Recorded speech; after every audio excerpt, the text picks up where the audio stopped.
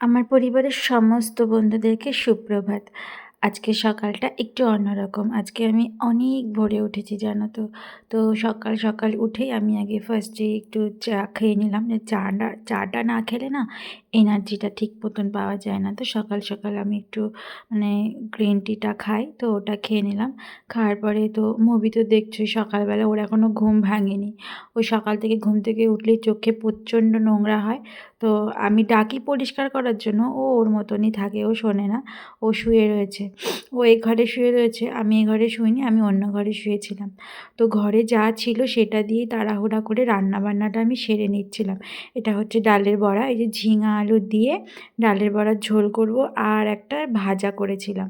তো আমি রান্নাবান্না করে খেয়ে দিয়ে বেরিয়ে পড়েছি নিজের যে কাজের, সে কাজের জন্য বেরিয়ে পড়েছি। এই যে ট্রেনে উঠে পড়েছি। তো আমি বাড়ি থেকে বেরানোর সময় ভিডিও করিনি। তো ট্রেনে থেকে নেমে আমি নেমেছি, তোমার এটা হচ্ছে বিধাননগর স্টেশন। আর তো জানোই বিধাননগর কেমন ভিড় হয়। নেমেই আগে সাইডে দাঁড়াই। না দাঁড়ালে না তোমার ওখানটা দিয়ে যে সাবওয়েটা আছে, সাবওয়ের ওখানটাতে প্রচণ্ড ভিড় হয়। তো নামা যায় না, তাই ৫ মিনিট দাঁড়ালেও তাও ভিড় কমে না। মানে সমস্ত ট্রেনটা মনে হয় বিধাননগরেই ফাঁকা হয়ে যায়। যেহেতু এখানেই সমস্ত কিছু কানেক্টিভ বাস টাস সব কিছু এখান থেকেই সুবিধা হয়।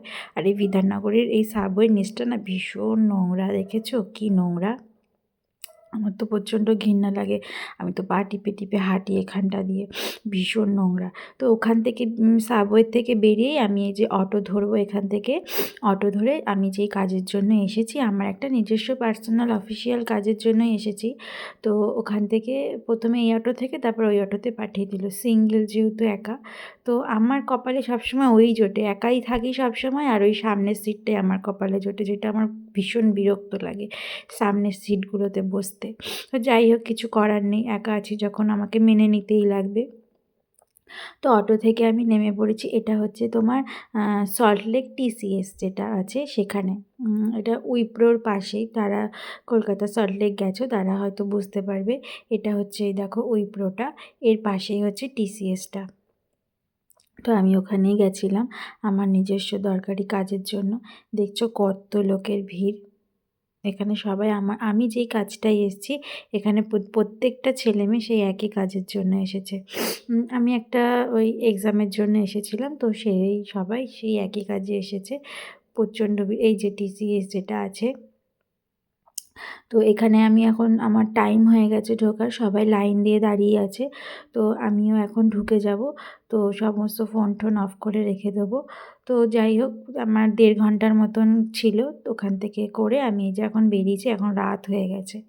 তো সন্ধ্যা সন্ধ্যা বললে ভুল, রাতই হয়ে গেছে, প্রায় ৬টার কাছাকাছি বাজে। তো আমি গেলে সাধারণত একা একাই যাই, তেমন কাউকে নিয়ে যাই না, একাই যাওয়া হয়। তো ওখান থেকে সোজা অটোতে উঠে গেলাম। রাতে তো জানোই কলকাতার রাস্তা সন্ধ্যাবেলায় কেমনটা জ্যাম হয়। তো সমস্ত কিছু পার করে বাড়িতে চলে আসলাম, মানে আমাদের কল্যাণীতে নেমে পড়েছি। স্টেশন দেখছো ঠান্ডা পড়ে গেছে ভালো, বেশ ঠান্ডা ঠান্ডা। আমাদের কল্যাণীতে ঠান্ডা, কলকাতার ওদিকে তেমন ঠান্ডা নেই। আমি ওভারব্রিজের ওপরে উঠে গেছি। ওই পারে ওই যে ওই পারে ওভারব্রিজটা দেখছো, ওখান থেকে নেমেই আমাদের বাড়ি যাওয়ার অটো স্ট্যান্ডটা। ওখান থেকে নেমে আমি অটো ধরে সোজা বাড়ি চলে যাব। তো আজকে সারাদিনটা মানে সকাল থেকে এইভাবেই কেটে গেল, বাইরেই কেটে গেল। ভীষণ টায়ার্ড লাগছিল, ভালোও লাগছিল না যে কতক্ষণে বাড়ি যাব, গিয়ে একটু ফ্রেশ হয়ে বিছানায় গাটা ফেলবো। তো ওখান থেকে অটো ধরে আমি বাড়ি চলে আসলাম। দেখো এসেই তো মবির উৎপাত, সারাদিন মাকে দেখেনি, ওর একটা মানে মনের ভেতর ক্ষোভ রয়েছে।